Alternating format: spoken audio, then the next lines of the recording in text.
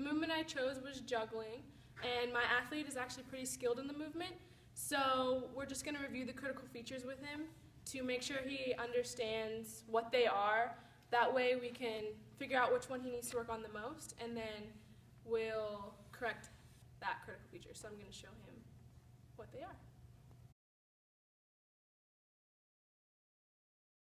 Okay, in order to make this skill efficient, we want to make sure that your base is balanced because you're going to be on one foot when you're kicking the ball. The next thing to focus on is your leg. When you're kicking, don't kick from the hip, but kick from the knee. The knee should kick out like this. And then finally, your ankle should be locked when you kick it out, and your foot should be parallel to the ground. Stop it. Okay, so if you could please demonstrate those critical features really quick, just to make sure that you understand them. So the first one is your base support, right? Okay, and where does the kick come from? Knee. Right, it should come from your knee. And what do you do with your ankle? Lock it. Good. Make sure you lock your ankle. And what should your foot be doing? Parallel to the ground. Perfect. All right. So now we're going to demonstrate his use of critical features. And there is one in particular that he actually needs to work on, but I'd like to show what that is first.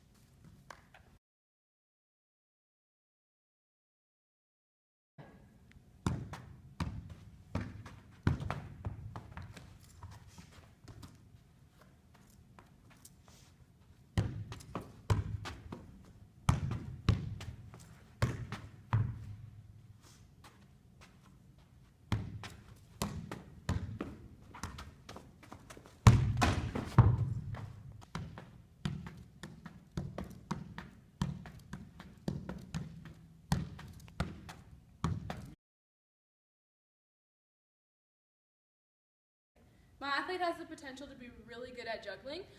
There are just a few critical features that we need to work on, so I'm going to let him know what those critical features are so that he's very aware of them, and then we can make this movement more effective and more efficient.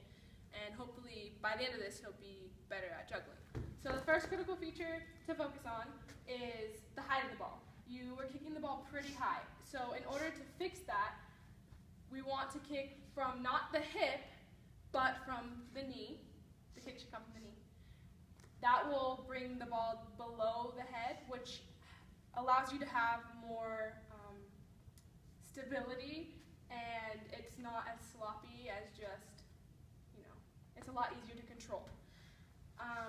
The second thing we want to look at is your ankle. So when you kick from the knee, your ankle should be locked out, and your foot should be parallel to the ground.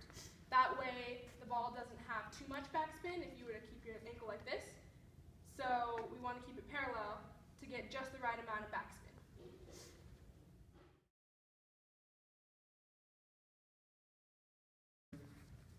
I want to use the process of evaluation to help my athlete better his skill. So I want to start with the easiest thing to boost his confidence, and then work down to the hardest thing. So the easiest thing that I noticed to fix with juggling a soccer ball is the height of the ball, because instead of kicking it like this, just kick it with your knee. That way it doesn't go so high and you have better control.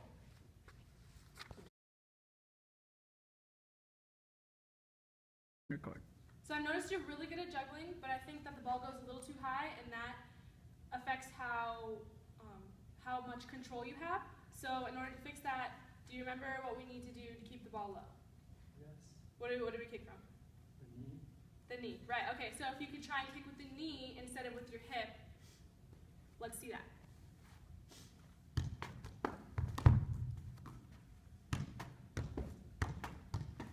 Good. Do you see how you kind of have better control when it's not so high?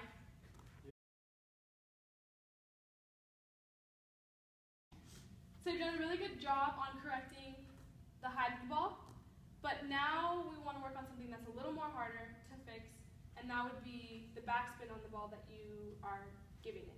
So in order to fix that, we're going to go back to the basics, and we're going to take the ball and kick from the knee, make sure the ankle is locked, and the foot's parallel to the ground. And I want you to kick and drop it, catch it, do it with the other foot. Drop it, catch it, same thing, but you want to make sure in order to get rid of that backspin, to give it a little bit less, more control, you want to hit on the instep of your foot, so where the laces are, generally speaking.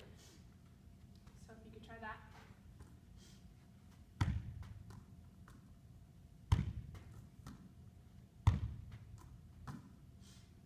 Good. Yeah, just like that. Make sure, kind of try and make sure your foot's a little more parallel, but otherwise than that, that's pretty good. Do you kind of see the difference as if you were to kick it backwards? Too much? Too high, maybe?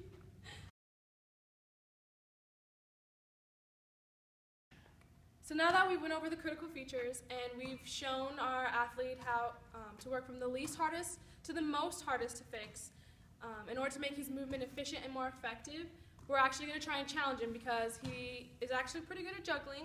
So his goal, to make it more of like an environmental task, to make it more realistic, we're going to make him juggle, we're going to see if he can juggle 20 times with applying all of those critical features that I showed him.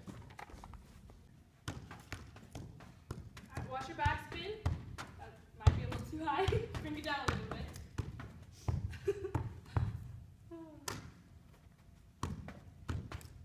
Good. Good. Remember to keep it a little bit lower.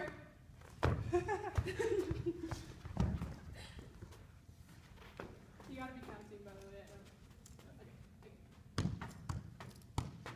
Good. Watch the back spin. Remember, parallel. Nice job. Be careful. Remember, kick from the knee. Be funny.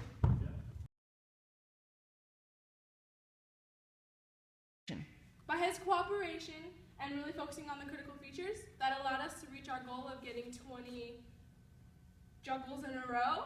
So, congratulations. Thank you for cooperating.